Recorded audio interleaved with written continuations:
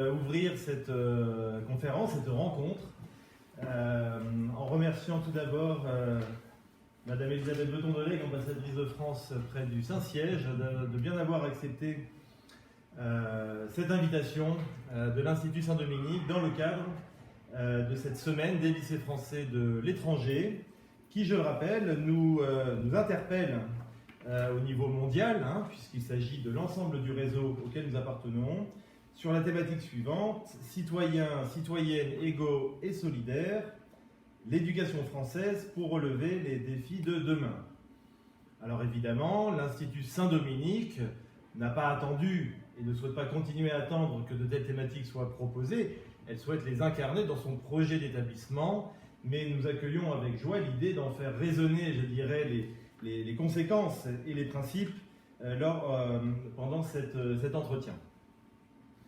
Nous avons nos élèves de lycée à distance, mais bien là, puisque le protocole sanitaire en vigueur les oblige à rester chez eux jusqu'à une durée encore indéterminée dans le cadre de leur enseignement. Et en tout cas, je l'espère, nous entendent bien et pourront, dans le cadre de la reprise de ces thématiques en classe, continuer à y réfléchir et à en faire des liens avec les programmes en vigueur. Madame l'ambassadrice, encore merci d'être parmi nous. Est-ce que vous pourriez brièvement vous présenter et rappeler à nos élèves, à notre assistance, quel est le rôle d'une ambassade de France auprès du Saint-Siège? Bien, bonjour à tous et à toutes, et merci de m'avoir invité. Alors, moi je suis donc ambassadrice, la première femme ambassadeur auprès du Saint-Siège, et je suis arrivée il y a presque 2 ans maintenant, en avril 2019.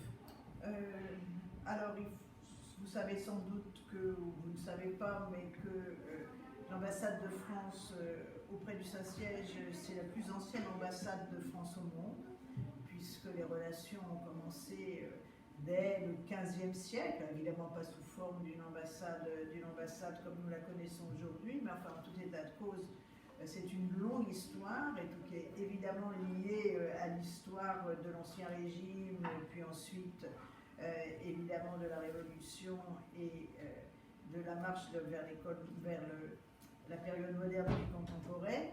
Il faut que vous sachiez aussi, puisque que nous allons fêter l'année prochaine, en 2021, les 100 ans de la reprise de nos relations diplomatiques, parce que dans cette relation de long cours entre la France et le Saint-Siège, la France, fille aînée de l'Église, comme on l'a dit et comme on l'a surnommé, et pendant très longtemps, je veux dire, concept qui aujourd'hui mérite d'être, évidemment, comme dirait le Saint-Père, contextualisé. Eh bien, nous avons eu des hauts et des bas, et nous avons eu, je dirais, une période tendue après l'adoption de la loi de 1905 sur la séparation de l'Église et de l'État. Et ça a duré jusqu'en 1920, où ensuite nos relations ont repris.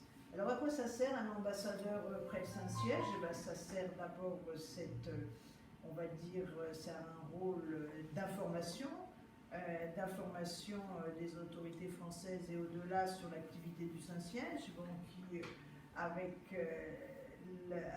laquelle, je veux dire, la familiarité est plus ou moins grande, et je dirais plutôt de moins en moins grande au fur et à mesure que notre société et notre pays se sécularisent. Je veux dire, la culture religieuse catholique n'est plus aujourd'hui un fond commun partagé. Je veux dire, on est sans doute, ma génération est sans doute la dernière génération pour qui, je dirais, le passage par le caté, traditionnellement, allait de soi.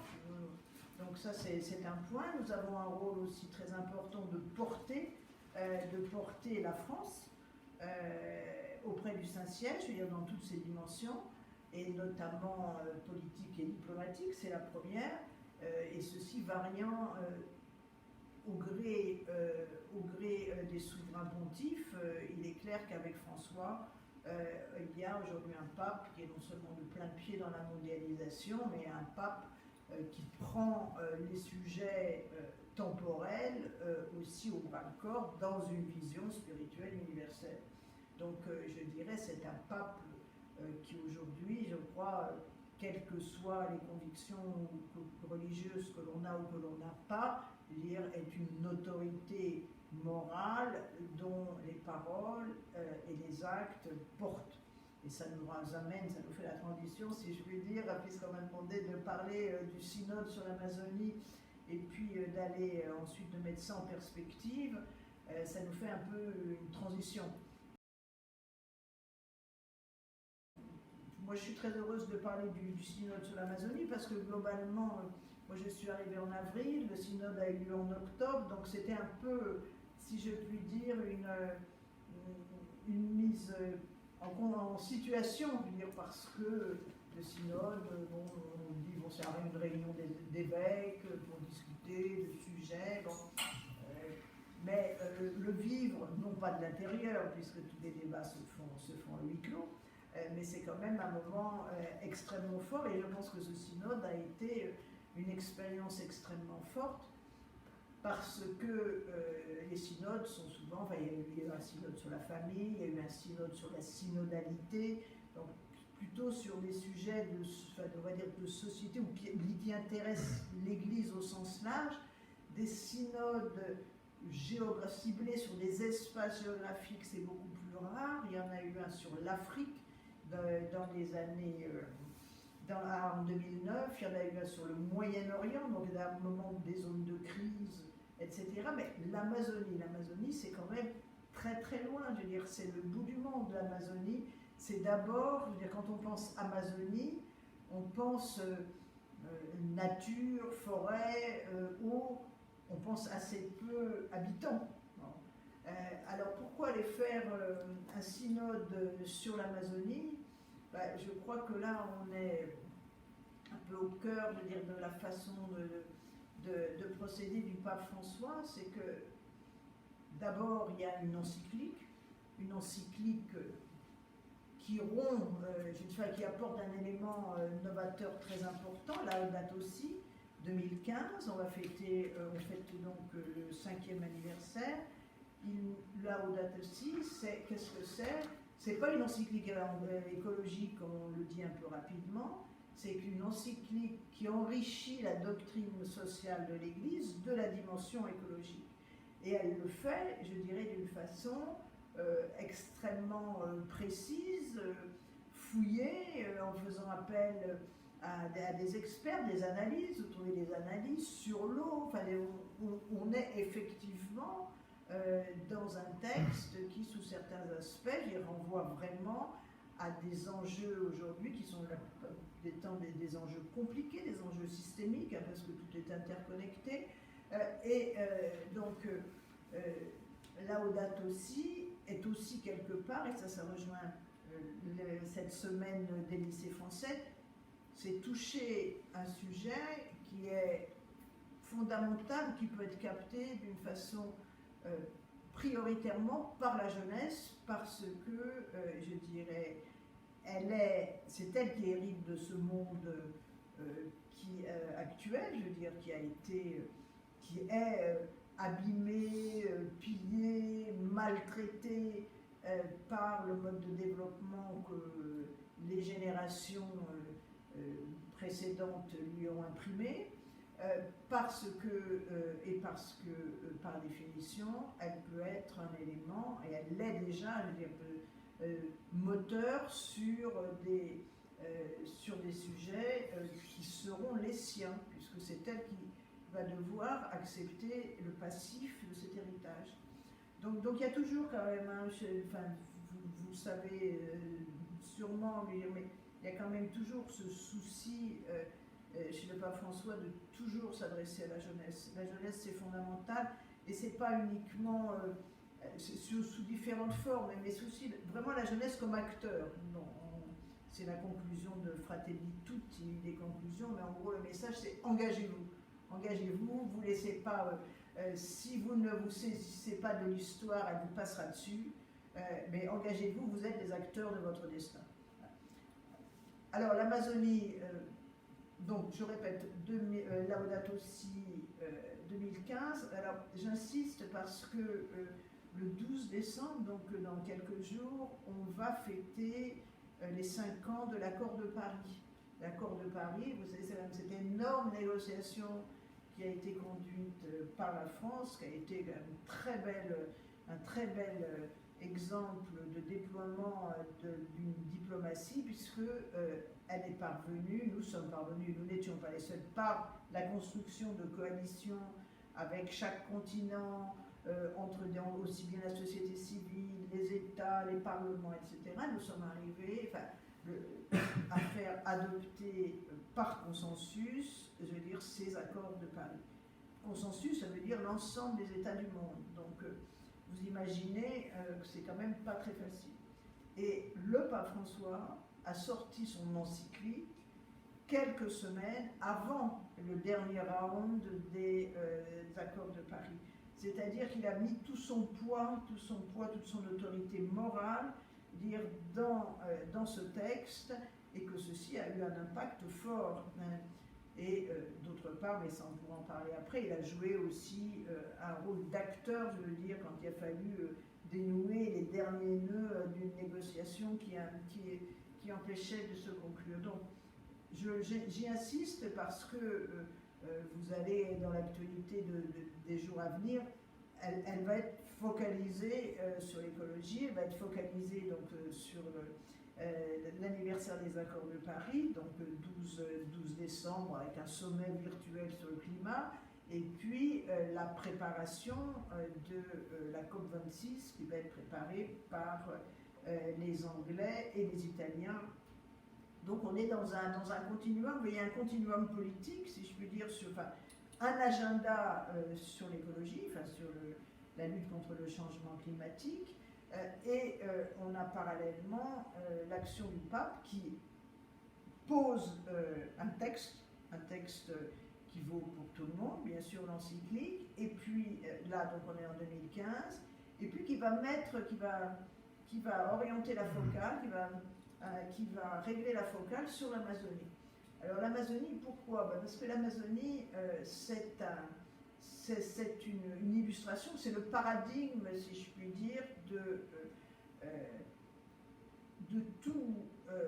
tous les enjeux du changement climatique. Parce que l'Amazonie, c'est une surface énorme, c'est à peu près 7,8 millions de kilomètres carrés. Ce n'est pas lié à un pays, il y a 9 États, donc chacun avec leur souveraineté nationale. Et c'est à la fois, je dirais, un puits de carbone par les forêts, un réservoir de la biodiversité et un réservoir d'eau. Donc vous avez là, alors on a dit, et le pape l'a d'ailleurs employé au début, puis après il a laissé tomber l'expression, il disait c'est le poumon de la planète. Ce n'est pas tout à fait le poumon de la planète, il a repris après, parce qu'il a été corrigé par les scientifiques, il a pris l'expression qui est très belle, c'est le cœur biologique de la Terre. Ce qui est absolument magnifique quand vous réfléchissez. C'est-à-dire qu'au fond, on n'est pas chez nous, c'est très très loin, mais notre destin est lié à l'évolution de cet écosystème qui n'est pas vraiment un écosystème, c'est-à-dire qui est une série d'écosystèmes qui sont tous interconnectés. Et là on retrouve toujours aussi, quand le pape parle d'un monde polyédrique, c'est-à-dire où tout est interconnecté et où le tout est moins, et où la somme des parties est plus que le tout, et on est là-dedans. Donc c'est à la fois un paradigme, c'est aussi un éclairage sur une zone qui est en danger, qui est en urgence, si je puis dire, en urgence, puisque on voit, et tout ça est scruté par les scientifiques, on voit que la poursuite des évolutions montre qu'on risque d'atteindre ce qu'ils appellent un point de bascule, c'est-à-dire le moment où on ne pourra plus reforester, récupérer les forêts perdues, où on ne pourra plus domestiquer l'eau et que par conséquent ça va avoir des conséquences sur déforestation plus eau, ça veut dire que ça va changer tout le régime des eaux de toute l'Amérique du Sud, donc, etc., etc. Donc un paradigme sur ce plan-là, c'est le fameux cri de la terre. c'est ce que dit, dont parle le terme qu'emploie le pape François, mais cri de la terre, mais lui, dans cette même encyclique, il va parler du cri des pauvres. Or, la population amazonienne, c'est quelques millions de peuples autochtones, plutôt considérés souvent comme des sauvages à éduquer. Le message que veut renvoyer ce synode, c'est qu'il faut les écouter, qu'il faut donner, la parole aux sans-voix. Et c'est aussi donc le cri des pauvres. Et on est bien dans un espace, si vous voulez, quand même fondamentalement non chrétien, et que c'est cette Église, c'est l'Église universelle qui porte ce message. Là aussi, dans un renversement de perspective historique, puisque l'Église a participé, bien sûr, du grand mouvement de colonisation de l'ensemble de l'Amérique du Sud, pour ne citer que celle-ci. Donc voilà à peu près en quoi, si je puis dire, ce synode, il a une note particulièrement inédite. Et puis un autre aspect fondamental, qui est aussi que ce synode, il est vécu aussi pour être un banc d'essai sur les modes de rénover l'Église, la façon de faire l'Église, la façon d'être missionnaire. Donc il y a des enjeux il y a plusieurs facettes, il y a des enjeux qui sont différents, et je dirais ensuite, chacun peut prendre là-dedans, et c'est pour ça qu'on donne aussi à ce synode, je veux dire, cette portée écologique, si on n'entre pas dans toute cette dimension spirituelle, mais qui est absolument très très passionnante. Alors le synode aussi, ensuite, ce qui est intéressant de regarder, c'est comment ça s'est monté cette affaire. C'est-à-dire que ce synode, ça donnait lieu, on dirait aujourd'hui, à un grand mouvement participatif. C'est-à-dire que pendant 2 ans, les évêques, les religieux qui sont dispersés sur un territoire immense, si vous voulez, sont allés susciter les communautés, discuter avec les gens, recueillir leurs réflexions, leurs observations. Donc il y a un côté extrêmement moderne, si je puis dire, puisqu'au fond c'était en fait comme une grande consultation de ces populations. Il y a eu 87 000 personnes interrogées, et parallèlement un travail qui était conduit avec les scientifiques, les chercheurs, je veux dire, pour donner, je dirais, un socle pertinent, si vous voulez, aux affirmations sur la destruction de la nature, les phénomènes d'accélération qui étaient du changement climatique et leurs effets pervers. Donc ça, c'est un point très intéressant. Ensuite, l'organisation a été confiée au réseau des conférences épiscopales d'Amérique du Sud. Il faut savoir qu'en Amérique latine, je veux dire, ils ont une culture de réseau, au niveau religieux, qui est très forte, de même qu'ils ont une culture forte de mouvements populaires, parce qu'ils ont dû s'organiser, ils ont vécu des dictatures, ils ont une histoire qui les a poussés à ça, et puis ils ont des territoires très grands. Il y a une dimension de territoire qui fait qu'on est obligé de travailler plus ensemble, parce qu'on n'est pas du tout dans la logique de la paroisse, etc. Un religieux, et c'est tout le défi justement, et c'est pour ça que c'est aussi un banc d'essai, quand on est en Amazonie, on est obligé d'inventer des moyens de faire l'Église différents, parce que on est parfois à 150 km, si vous voulez, du village où on veut aller, et donc on est dans un espace, dans un espace qui est complètement différent, je veux dire, de celui de l'Occident. Donc un grand processus participatif, et puis l'élaboration d'un guide qui a été fait justement avec tout ce qui était remonté auprès des évêques de la zone, et ça a donné, je dirais, un document, un espèce de guide pour le synode qu'on appelle un instrumentum laboris, qui a donné trois axes pour les évêques réunis, pour qu'ils travaillent ensemble: la conversion écologique, la conversion culturelle, ou l'inculturation, si je puis dire, et puis une conversion vers une nouvelle synodalité. Donc vous voyez bien que c'est une démarche quand même qui est complète. Alors le synode, il a duré pendant 3 semaines, il était ici à Rome, donc il y a eu 183 pères synodaux, c'est-à-dire ce sont essentiellement les évêques, mais pas uniquement, qui se sont réunis tous les jours à huis clos, donc munis de ce petit guide, et puis associés à un certain nombre d'auditeurs, et je le souligne, même si ça peut vous paraître un peu faible, pour la première fois, une participation, entre guillemets, significative de femmes. Avant les synodes, c'était des lieux 100% masculins, mais là, il y avait 35 femmes qui ont pu participer aux travaux du synode.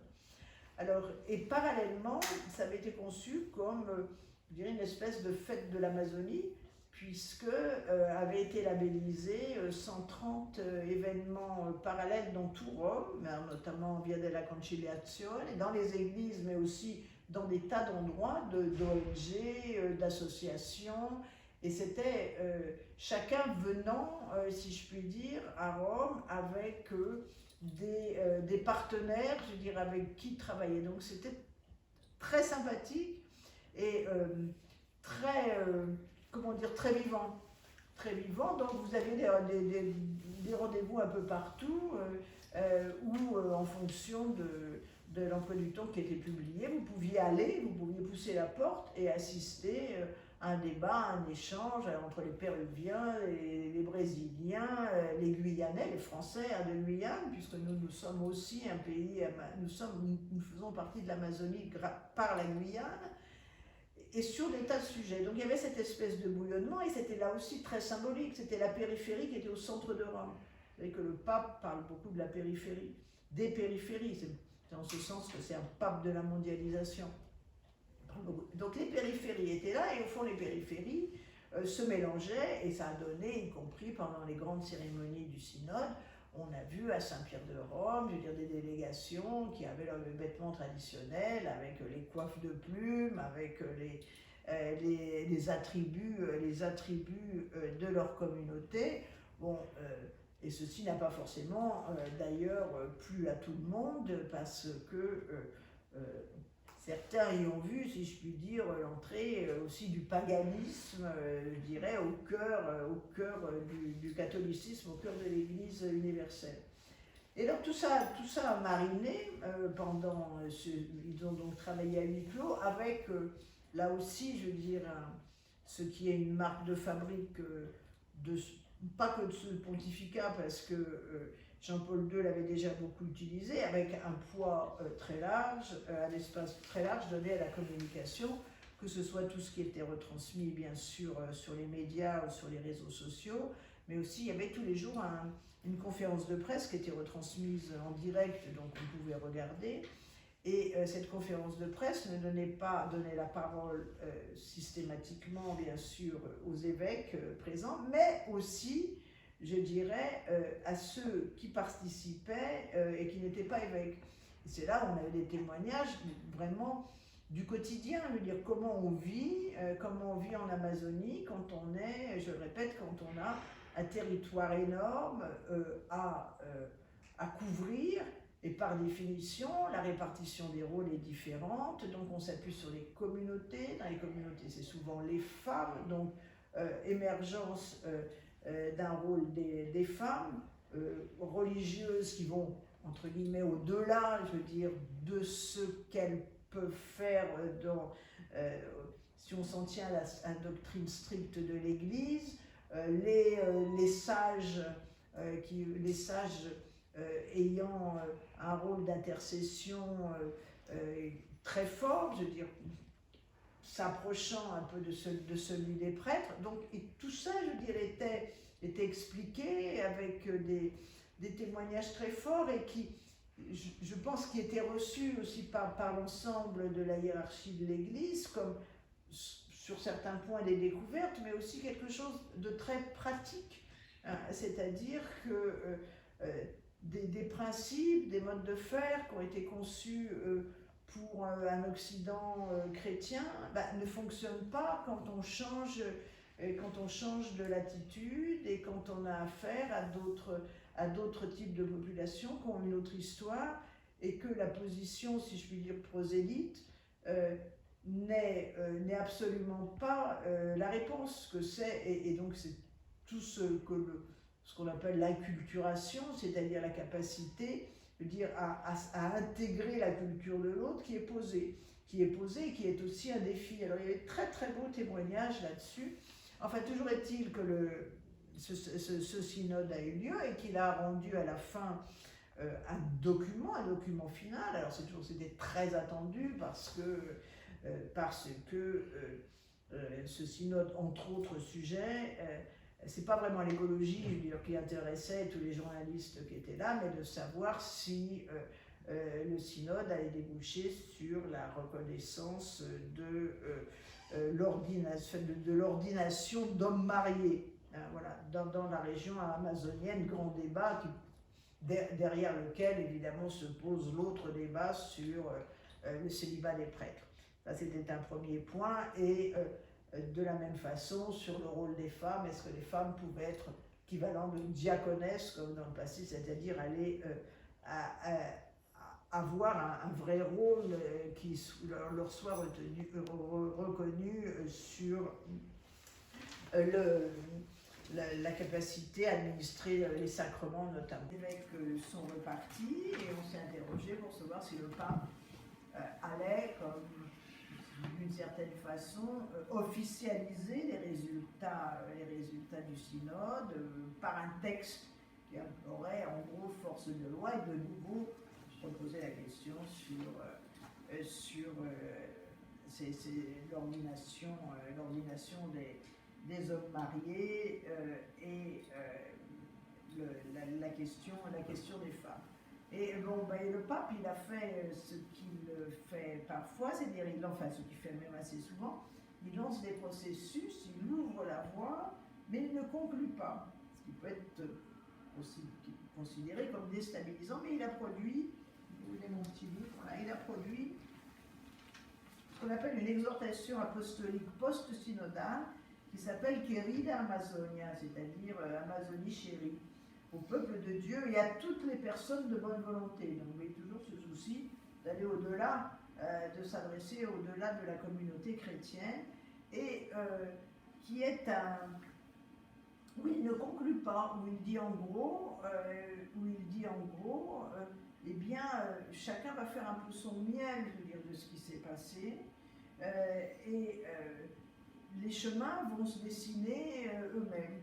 Et alors c'est un très très très beau, c'est un texte que je vous invite à lire, ou on va en lire des extraits, puisque, comme il fait souvent, je veux dire, le pape va parler en disant « je fais un rêve ». Voilà.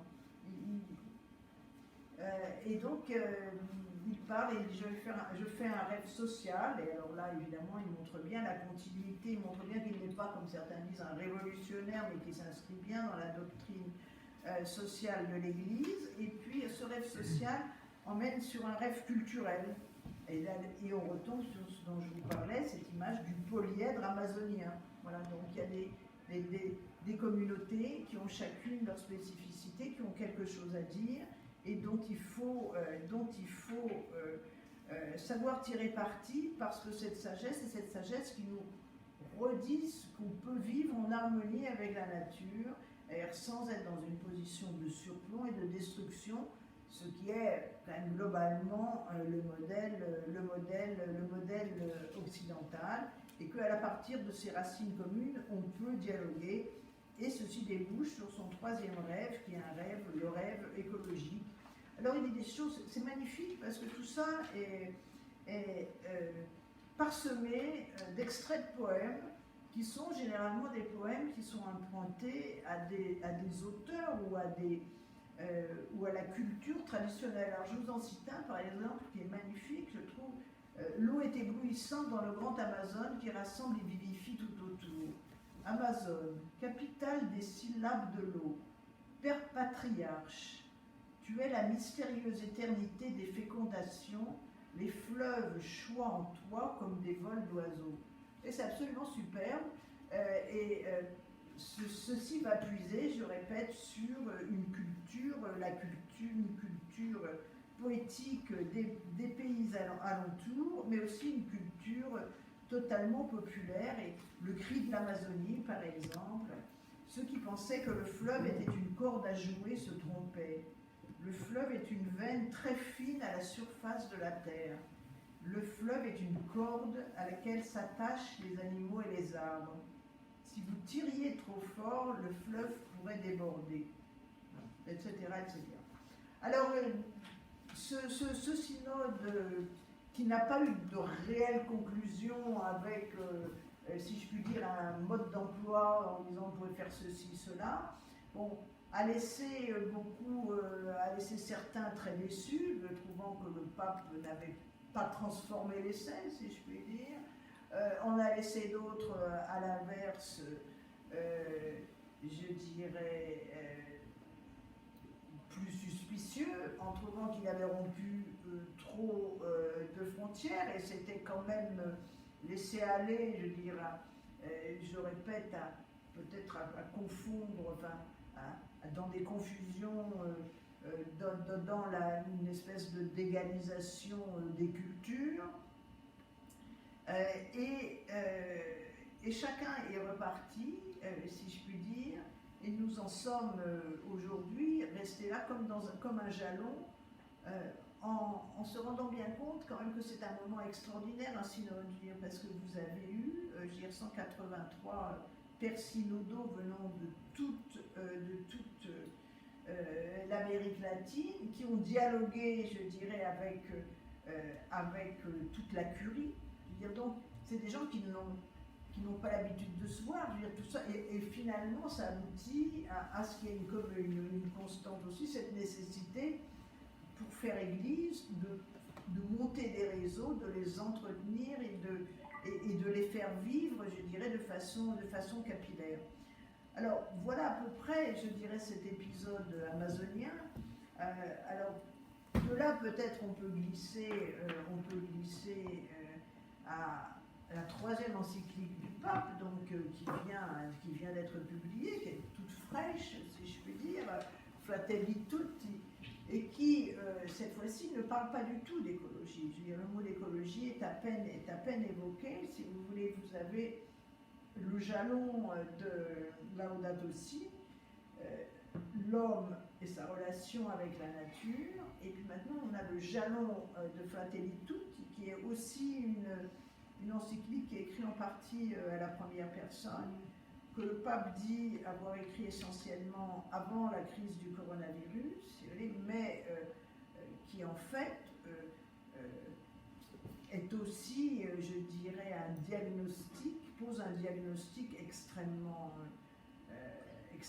précis et extrêmement sombre, je veux dire, du monde aujourd'hui, pour déboucher sur le fait que la seule voie pour le sauver, enfin, du chaos dans lequel il est en train de s'enfermer, c'est la fraternité, et la fraternité déclinée, je dirais, depuis du niveau individuel au niveau local jusqu'au niveau national, au niveau international, tout ceci s'entremêlant bien sûr et se répondant l'un à l'autre dans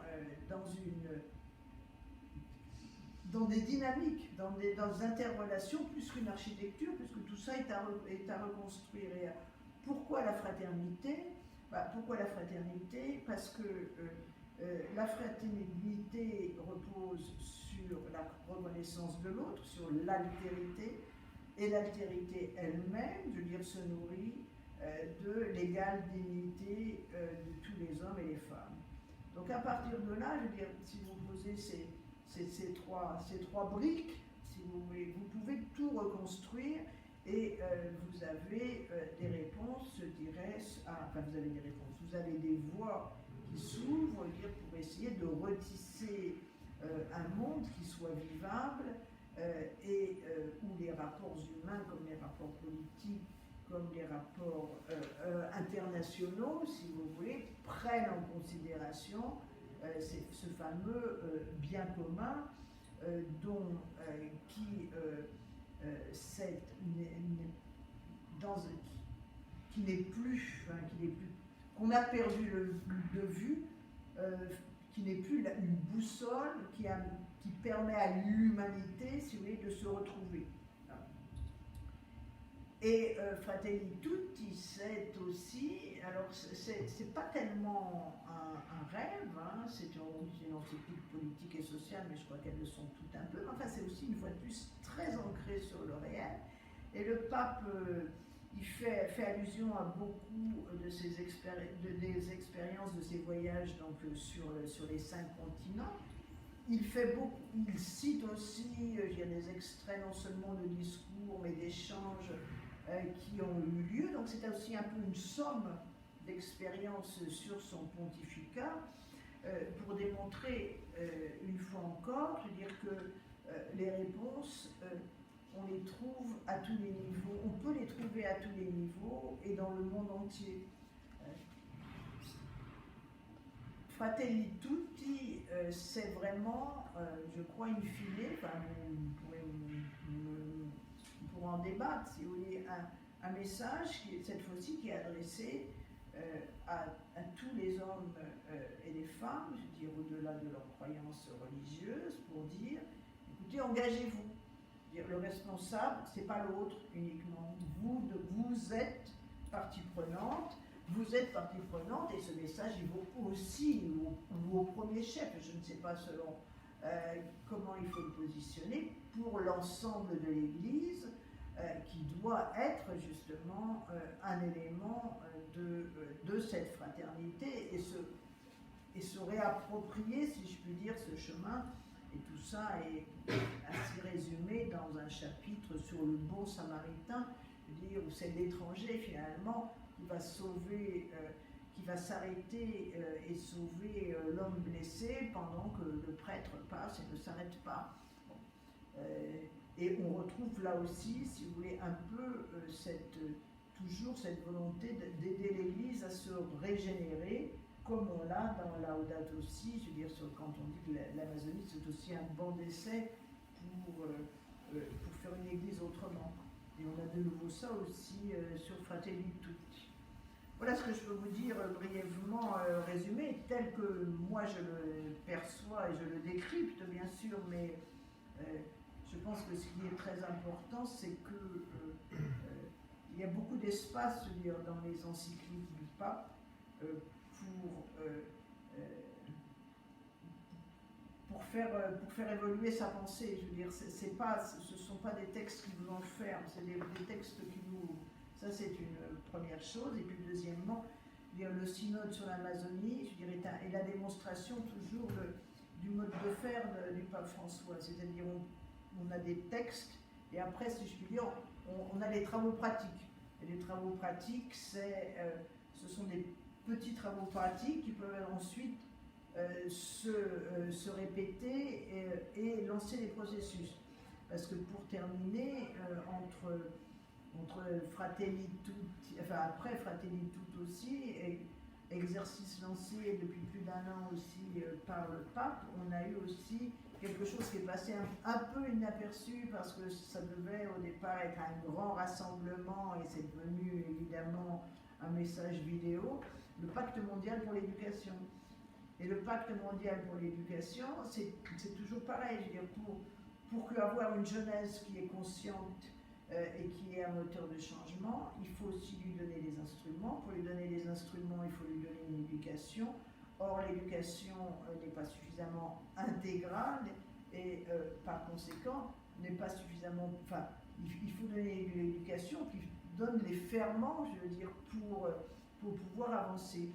Et le pacte mondial pour l'éducation, donc je répète qu'il s'est résumé à un message vidéo, mais qui derrière, je veux dire, mobilise des réseaux avec les universités catholiques, les écoles catholiques, et la société civile. C'est l'idée aussi de créer un mouvement qui puisse être porteur, qui puisse peser, si je puis dire, dans l'ensemble, si je puis dire, des réflexions, enfin, être un mouvement aussi d'opinion qui soit capable de faire bouger les choses. Voilà. Eh bien, merci beaucoup. J'aurais quand même, avant de laisser la place aux questions s'il y en a, une petite question pour compléter votre conclusion par rapport à votre expérience de la diplomatie, bien entendu, du regard que vous avez actuellement, que vous avez aussi bien, je pense, résumé, si je puis dire, dans votre intervention. Quand on voit, comme vous l'avez dit, que certains pays qui sont décisionnaires, voire clés, comme les États-Unis, quittent des accords comme celui du climat, quand on voit que sur la crise du coronavirus ou d'autres crises, l'Europe a du mal à s'entendre ou à porter une voix unique, ou en tout cas à la réaliser, que la mondialisation finalement laisse plus la place aux grands géants qu'aux petits producteurs, si je puis dire ainsi. Est-ce que vous pensez que la parole de l'Église, à travers celle du pape, mais aussi des églises locales qui se manifestent, peut encore aller, je dirais, toucher le cœur des dirigeants, ou en tout cas les pousser à donner à leur déclaration et à leur volonté commune d'avoir une vraie réalité? Vous pensez que c'est quelque chose qui est de l'ordre de l'espérance que l'on peut avoir des États notamment qui se sont séparés de toute forme d'identification au christianisme ou au message chrétien? Oui, enfin, je pense qu'il y a plusieurs points dans votre question. D'abord, je veux dire, le pape, il ne s'adresse pas qu'aux dirigeants. Je veux dire, le pape, il s'adresse, on va dire, à l'humanité. Bon, je trouve que ce qui est frappant avec ce pape-ci, enfin, je parle de ce pape-là, puisque c'est avec lui que nous vivons, je veux dire, c'est le fait que personne ne conteste, quelle que soit sa religion, je veux dire, son autorité morale, universelle, ou on dirait une forme de leadership ou de protagonisme. Les grandes personnalités aujourd'hui qui marquent le monde, si je vous demande de m'en citer, je ne sais pas, 5, bon, enfin, je peux d'ailleurs vous demander, qu'est-ce que vous me répondez? Forcément, on va vous répondre le pape François, je veux dire, sur ces sujets clés, je répète, qui sont... Je crois qu'on est quand même, enfin il le dit en plus, il analyse parfaitement, hein, on n'est pas des changements dans une époque, on est dans un changement d'époque, donc on est à un moment charnière, je veux dire, où on a compris, et la crise du coronavirus, si on n'avait pas compris, nous l'enfonce dans la tête, qu'il faut que les choses changent, parce qu'on ne sera pas demain en sortie de crise comme hier, c'est pas possible. Et on voit bien que beaucoup de choses se sont désarticulées, ou en tout cas, ça a été une série de révélateurs.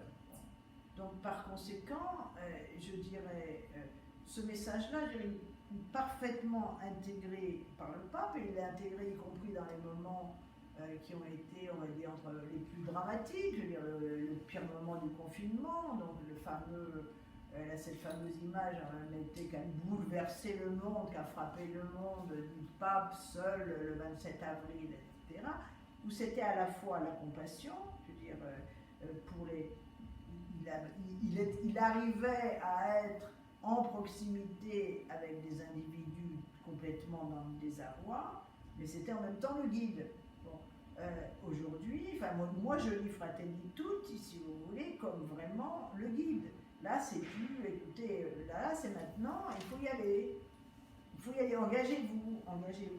Bon, premier point. Deuxième point, je veux dire, il serait réducteur de penser que la politique se fait aujourd'hui uniquement avec des dirigeants. La politique, elle se fait avec des acteurs de la société civile, elle se fait aussi avec des acteurs économiques. Et si on prend la question, par exemple, écologique, il y a évidemment d'un côté, je dirais la vieille économie, les industries extractives, etc., mais y compris les porteurs, les agents économiques de cette vieille économie, ils sont déjà en train de penser l'économie de demain, parce qu'il y a des consommateurs, parce qu'il y a des exigences, parce que aussi il y a l'écologie, c'est pas uniquement comme ce qu'on veut nous vendre souvent, une écologie un peu punitive, il ne faut pas faire ceci, il ne faut pas faire cela, il faut aller dans la décroissance. Et c'est aussi un gisement extraordinaire d'innovation. Et il y a une économie de l'écologie, voilà, ce qui est sans doute quelque chose qui n'est pas encore très clair. Alors ensuite, et puis je dirais, on parle de l'accord de Paris, ben, on a quand même eu des bonnes surprises, je veux dire, et là, ça, je dirais, les hommes font aussi bien évidemment l'histoire. Il est bien certain que le fait d'avoir changé de président aux États-Unis fait que nous avons maintenant une Amérique qui va réintégrer l'accord de Paris. Donc rien n'est totalement irréversible. Alors parallèlement, je dirais, il est certain qu'il y a des dynamiques qui sont à l'œuvre, qui sont terribles. Par exemple sur l'Amazonie et le Brésil, ça c'est quand même un enjeu extraordinaire, et on continue de brûler, et on continue de déforester pour transformer en pâturage ce qui est de la forêt.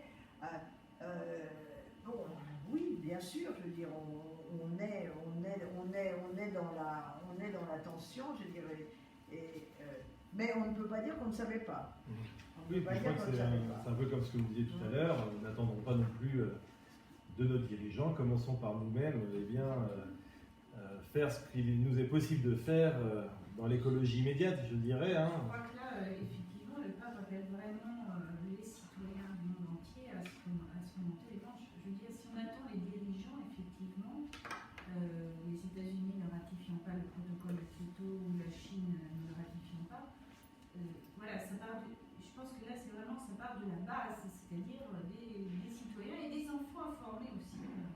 Des enfants, des adolescents. Mais vous savez, enfin, il faut tout quand même. Hein. Il faut tout, je veux dire, c'est pas le tri sélectif qui va sauver la planète. On le sait très bien. Je veux dire, ce qui est difficile dans l'écologie, c'est que c'est quelque chose, c'est un système, c'est systémique. Donc c'est malgré tout très compliqué. Je veux dire, on peut faire très attention et plus utiliser le papier. Seulement après, on va vous démontrer que le fait d'avoir tout fait uniquement tout sur votre ordinateur, in fine, votre empreinte carbone, elle est supérieure. C'est des mécanismes quand même qui sont, tout ça est très compliqué. Mais enfin, ce qu'on sait, je veux dire, je crois, ce qui est clair aujourd'hui, et ça, on sort de la question du pape, si vous voulez, ce qu'on sait aujourd'hui, c'est que le changement climatique produit des effets qui ne cessent de croître et qui ont un coût qui est en train d'augmenter de telle sorte que, je dirais, guérir va coûter énormément plus cher que prévenir. Donc ça aussi, je veux dire, c'est un coût qui n'existait pas, si je puis dire, avant, mais qui va être de plus en plus cher, y compris pour les gouvernements, pour les banques, pour les institutions financières, parce que vous passez d'un incendie à des catastrophes, vous avez des successions de catastrophes naturelles, de dérèglements climatiques, etc., etc. Et tout ça a un coût. Tout ça a un coût de plus en plus élevé. Ça, c'est le premier point. Le deuxième point, je crois quand même que, on a dit, c'est une banalité, si vous voulez, que les nouvelles générations, d'abord, n'ont pas forcément les mêmes aspirations, point, et deuxièmement, ont cette conscience, alors parfois maladroite, etc., mais que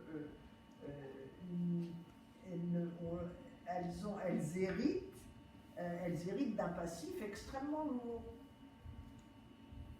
Donc on n'est pas dans la logique où on veut continuer forcément sur la même voie. Et ça, par exemple, c'est très intéressant de voir comment les endroits qui forment, si je peux dire, les têtes pensantes, qui vont devenir des capitaines d'industrie, qui vont devenir des gestionnaires, qui vont aller dans la banque, aujourd'hui, ont des exigences d'enseignement vis-à-vis de leurs professeurs. Je pense que ce soit HEC, que ce soit Polytechnique, si on parle des grandes écoles françaises, aujourd'hui il y a une remise en cause des enseignements et aussi une remise en cause aussi des choix traditionnels quand il s'agit de choisir une carrière. D'ailleurs, le terme de carrière n'existant quasiment plus.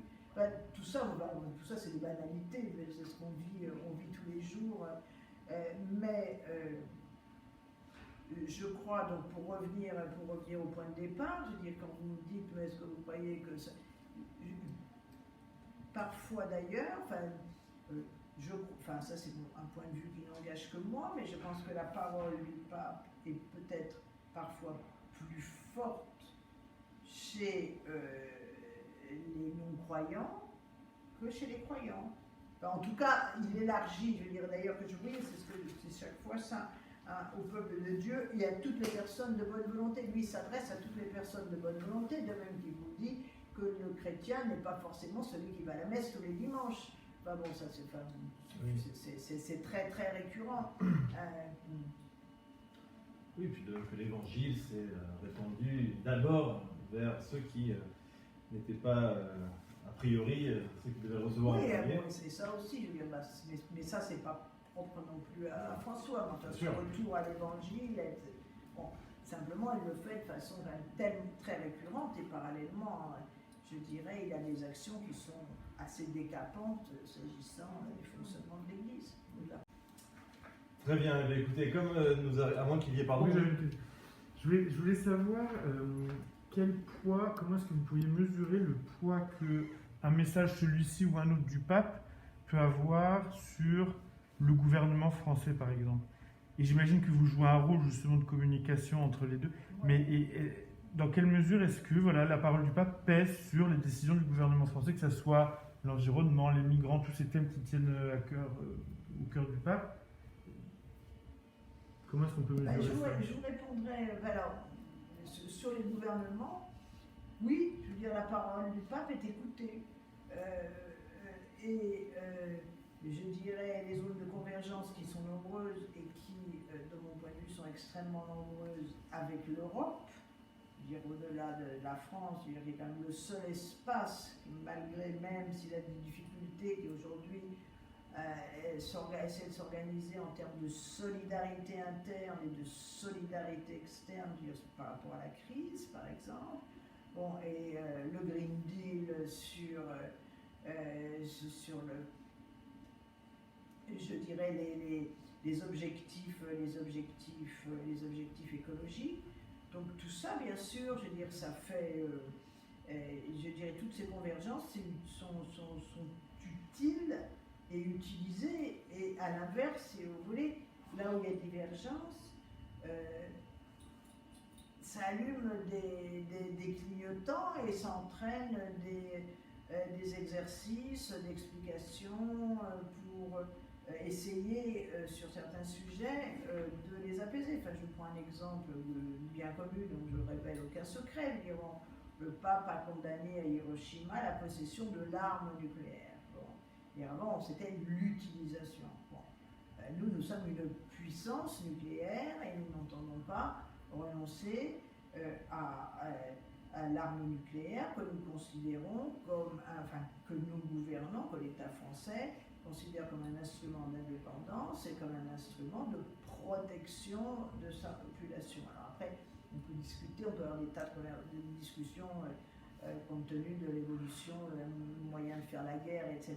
Mais en tout cas, et c'est pas pour cela que nous sommes étiquetés comme un pays belliqueux qui veut s'en servir, qui n'œuvre pas au maintien de la paix ou à la prévention des guerres, qui n'utilise pas son rôle au sein des Nations Unies dans ce sens-là depuis pas depuis toujours, mais enfin je veux dire depuis que les Nations Unies existent. Voilà. Bon. Donc là, vous voyez, c'est un point et c'est effectivement un dossier sur lequel la discussion doit avoir lieu, a lieu d'ailleurs, pour bien expliquer pourquoi. D'un côté, vous avez une autorité spirituelle, tout le monde est d'accord dans l'absolu pour que le désarmement absolu, etc.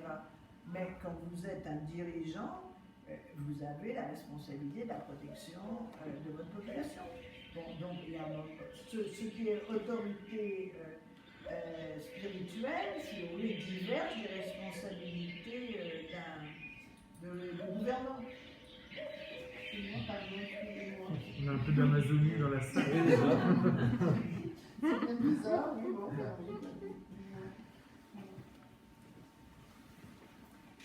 Voilà, c'est un exemple. C'est un exemple. Et si, dans une diplomatie, ce qui est intéressant dans la relation France-Saint-Siège, c'est que, au fond, les zones de convergence ne sont pas sur les sujets bilatéraux. Nous n'avons pas de sujets vraiment bilatéraux. Enfin, on peut en avoir, bon, mais ponctuellement. Mais on s'est déplacé d'un horizon bilatéral à un horizon multilatéral. Je vous signale quand même que la maison brûle et nous regardons à côté, c'est Jacques Chirac. Les peuples autochtones, la création du Quai Branly, etc., ce dialogue des civilisations, c'est là aussi Jacques Chirac. Je veux dire, enfin, c'est pour vous donner des exemples qui collent un peu avec l'Amazonie. Je veux dire, l'homme qui a le premier, enfin, le père de l'anthropologie en Amazonie, c'est Lévi-Strauss. C'est Claude Lévi-Strauss. Vous voyez, donc tout ça, je veux dire, est une illustration, je veux dire, de nos deux zones de convergence, et qu'on cherche le soutien, comme je le disais, du pape aux accords de Paris, a été non seulement sollicité, mais répercuté, mais apprécié. Et aujourd'hui, si vous voulez, dans le milieu, on va dire, de l'écologie qui pense, qui conseille les dirigeants, qui essaie de faire avancer les choses, qui fait des coalitions au niveau européen ou au-delà, le pape est incontournable. Il est incontournable. Est-ce que j'ai répondu à votre question? Oui, merci. Écoutez, je propose que s'il y en a d'autres, nous les posions dans un cadre plus, je dirais, détendu, même si cette rencontre elle a été bien évidemment et de façon assez originale, il faut bien l'avouer, avec cette culture écologique, quelque part dans notre conversation. Je voudrais vraiment, au nom de l'Institut, vous remercier à nouveau, Madame l'ambassadrice, pour votre présence parmi nous ce soir et qui n'est qu'un exemple supplémentaire, je dirais, de la bienveillance avec laquelle vous suivez notre activité, l'histoire de cette école, et qui a à cœur, eh bien, nous l'espérons pour de nombreuses générations, de continuer à former, eh bien, des jeunes hommes, de jeunes femmes soucieux du bien commun, soucieux d'apporter au monde, eh bien, une contribution dans l'élan solidaire et de la charité qui leur est demandée, hein, et de porter déjà au quotidien entre eux dans cette école qui elle-même se situe dans un cadre, je dirais, tout à fait propice à la sensibilisation écologique, au sens où on l'entend du point de vue de la nature.